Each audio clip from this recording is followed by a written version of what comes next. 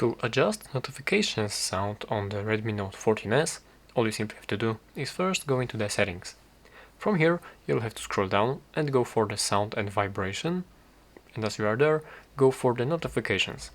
And now you are being forwarded into the Themes application. You can download some different sounds from here, but if you are not willing to do that, you simply can go with pre-installed ringtones right here. And from there, select notifications.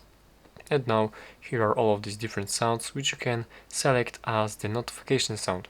And as you tap on any of these sounds, it will be like automatically selected, applied, and you'll also have the preview of how this sounds. So just like this. And if you have selected any of these sounds that you like, simply you can go back, because as you can see it is now applied. There is this check mark right here, and let's go back, and as you can see this notification sound is now selected for our notifications. So that's how you can do this.